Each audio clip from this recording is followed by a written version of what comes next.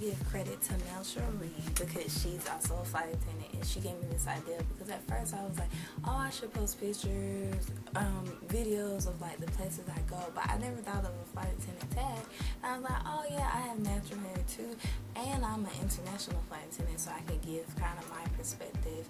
I think she's domestic, but I can give my perspective on that realm because it's a lot different than commercial flight attendant, I'll say that. So and I created this tag, so I kind of catered the questions to international flight attendant and natural hair and all that stuff. So got the idea from Mel Cherie, but kind of molded the questions into my own tag. And if you are a flight attendant and you want to give your own perspective, you're free to use my tag.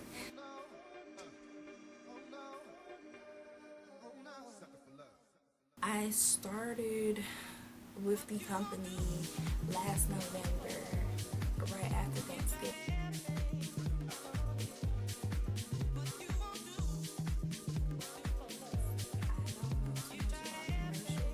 I know that it is more so of a regular schedule than international flight. And for me, my adjusting with the international flight attendant was more so consistently throughout, even to now, like still adjustment because I feel like it's very different. You have to adjust to living in a hotel basically with domestic commercial flight attendant. When I say commercial flight attendant, I mean Delta, United, U.S. Airways. If you work for any of those type of airlines, I work for a private international airline, so we didn't work with regular customers. We work with people who contracts, people who booked an entire plane and filled it with people. So it's not something where you could buy a ticket and then you're on the plane. So the experience with living in hotels, like we are gone for a minimum of 19 days, and they just started a contract with a company where you're gone for about 30 days or more. So it's like it's a huge difference from commercial where you might be gone 3-4 days at the max, you know what I mean? So that was an adjustment. I had to adjust to not being busy. I entered flight attendant because I thought that it would be something that was like, oh, I'm constantly on the go, I'm here, there, everywhere, but not so much. It would be where, oh, I just flew across the world, but I'm here for 6 days, 7 days, and that drags on when you're not on vacation, you're there by yourself. So it's good things, it's pros and cons, I'll say that. I also say you gain weight, and they told us that in training. They said you'll gain weight. I'm like, no, you're always busy, you'll lose weight, but the reason you gain weight because you're not as busy as you think you are. Once the flight is over, you're free to stay in that hotel room as long as you want. There's no motivation to go to the gym. You eat a lot of room service because some places don't have restaurants or food by them, so you have no choice but to order from the hotel, and you spend a lot of time online because you're connecting yourself back to where you once knew, because you might be miles and miles away. So you're on the computer, you're eating, and you're laying, and you're gaining and gaining and gaining. Thankfully, I didn't gain a lot of weight, but it has made me feel really, really lazy, and I don't feel like myself because I used to be someone who's really, really busy, really, really here, there, everywhere, and it has been a huge adjustment to just feel like I'm totally not productive. You know what I mean?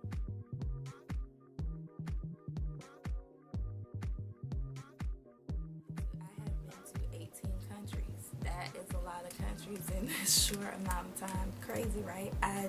I said I wanted to go to 15 countries before I left the company, so I'm at my goal already, so I'm happy about that.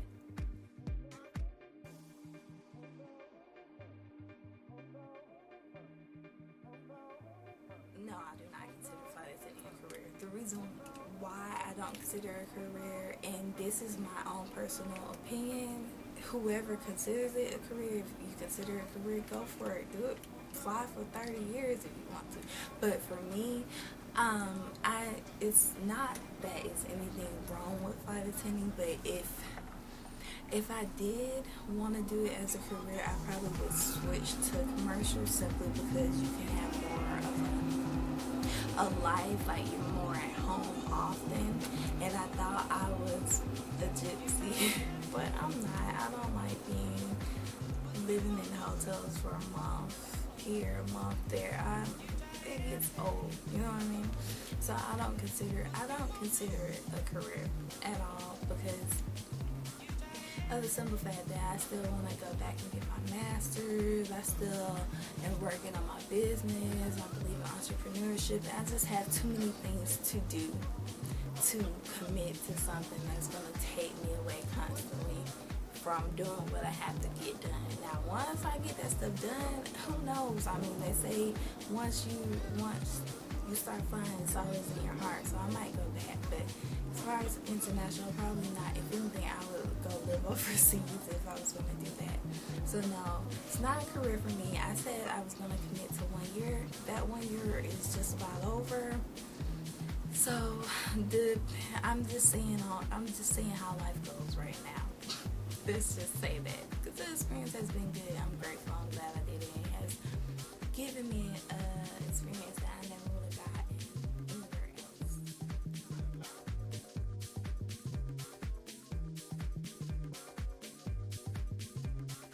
As I've said, the schedule for international flying is totally different from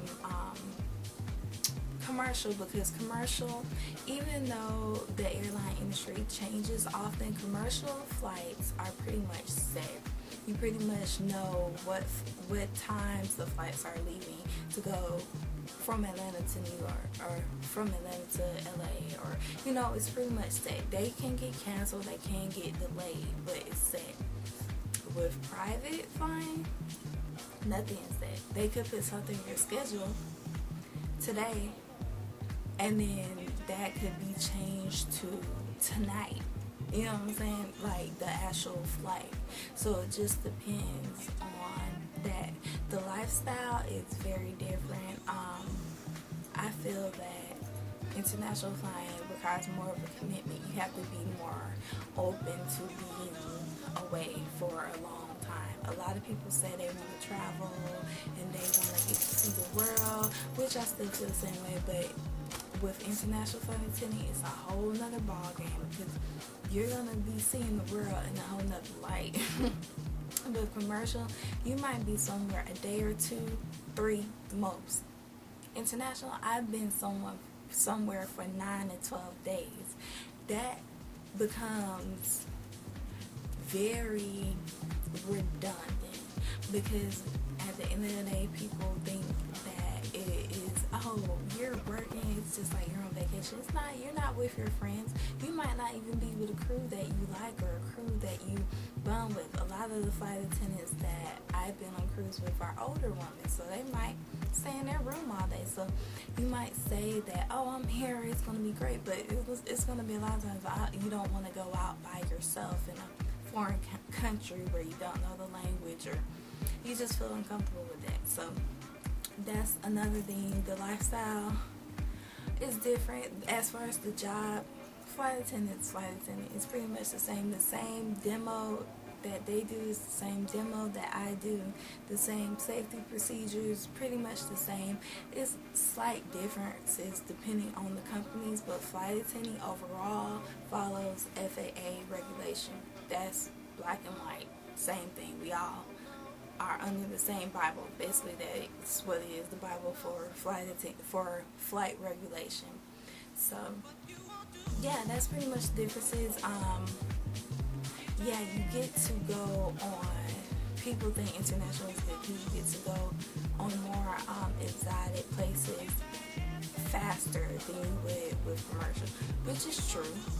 But I have a sorority sister. She goes a lot of international places, So it just depends on your own experience, and that's the difference. I would say I would try both. I've done international. I would try commercial. Commercial, I've heard is more routine, as routine saying, of course, it's not going to be like an office job, but it's a lot more routine than international.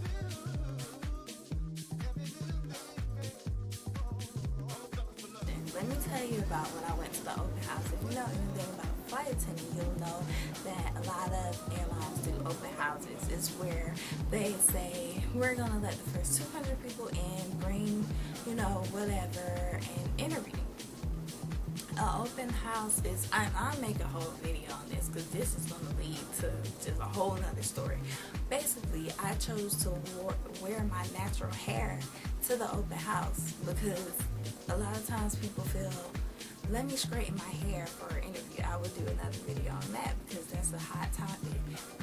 I believe you shouldn't straighten your hair for an interview, but that's my opinion. I chose not to straighten my hair for the interview and to go to the open house with my natural hair. The reason I did that is because I felt like if I'm going to be wearing my natural hair flying, why not just come as I am up front? Don't straighten your hair for the interview and then the next week wear your natural hair and they're looking like, oh, you look like a different person. Yeah, they can't discriminate, but at the end of the day, just do you. If you know you're going to wear your natural hair majority of the time while you're on the job, we're in an interview, see how they react, see if they're looking at your hair, see if it's going to be an issue, see how you feel about it, because it might change your whole perspective on that job. But for all you know, you might not even want to work for that company if they feel some type of way about your natural hair. So I wore my natural hair in a cute, I looked like the flight attendant. I wore it in a cute little, my hair tends to look like it's in a retro hairstyle when I wear it in a, updo or whatever, because it just looks like it. So wore it and wore my little suit and no problems. I looked like a flight attendant. I looked like I was straight out of Pan Am, and I interviewed and it was fine. I was like, okay, if I ever go for this company, no problems with my hair. I'll probably be wearing my natural hair the whole entire time. That's exactly what I did. I started at the end of the year, and if you watch my natural hair journey video, you will see that I decided to just cut out heat starting in January. So from January on to now, I wore my natural hair flying. I had never wore it straight flying yet. So that's how it was. It was perfectly fine. The only thing about flying with natural hair is it dries your hair. So I used a lot of my wigs while I was flying, because drying your hair is the issue with flying and the natural hair. I could make another video about that too, but whatever.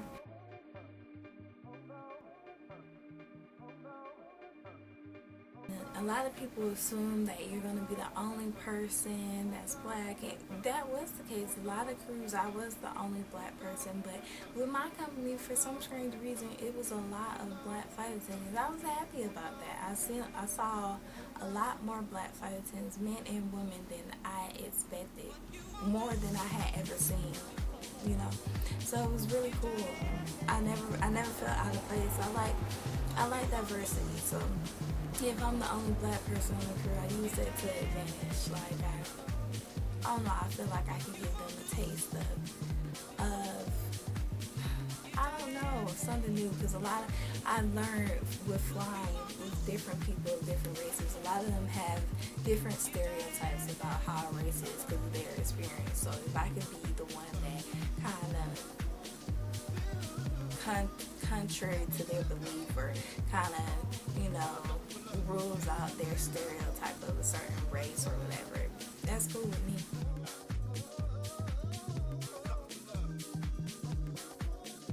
I've traveled, of course. I've gotten to go to 18 countries. It's been great. You know what I'm saying? It was a means to an end to me. No, did I ever want to be a flight attendant just to be a flight attendant? No. Did I ever want to be a flight attendant to travel? Yes. It was a means to an end. Yes, I enjoyed the ability to say I'm here, and not have to break a sweat, The cons would be the lifestyle. I just can't get down with the leisure lifestyle. And I know I'll probably complain when I get joined back into the regular workforce and I'm grinding and working hard. I'll be like, oh, I miss the days I just sit around. But it's just not me. It's not my flight attendant is a very, not, I won't say flight attendant. Working for the company that I work for on the international level is a very lazy type of situation. When you work on a plane, that schedule becomes redundant. You know exactly what to expect. You always have to be alert because of safety. Definitely. Don't keep me wrong on that. But as far as the service, the routine, the passengers, it's like you can kind of learn how to do it with your eyes closed. Outside of being alert and being cautious about safety, because safety is number one. And then once you get to the hotel, it's like nothing. You know, you can do whatever you want to do. And then it's like when you're in the airport, sometimes with commercial, it's like you're sitting, waiting, sitting. It's a lot. I would say, if I could say two things about a lifestyle, it's a lot of sitting and waiting. And it drove me crazy because I'm used to being able to just be busy or do stuff or work my brain cells, and it drives me crazy. But that's the only thing. It drives me crazy. And the pay. The pay is it's not bad, but it's not good. And the reason why I say the pay is is because when you're in the hotel, you're spending money to eat. You're spending, what is that? All the battery. You're spending money to eat and all this stuff, and before you know it, you spent what you made. You know, you spent what you made on baggage fees and eating and souvenirs and all that stuff.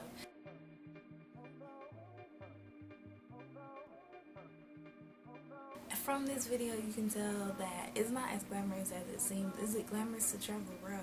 Heck yes. Would I travel the world by another means if I could just be successful and just travel the world off my own money? Heck yes.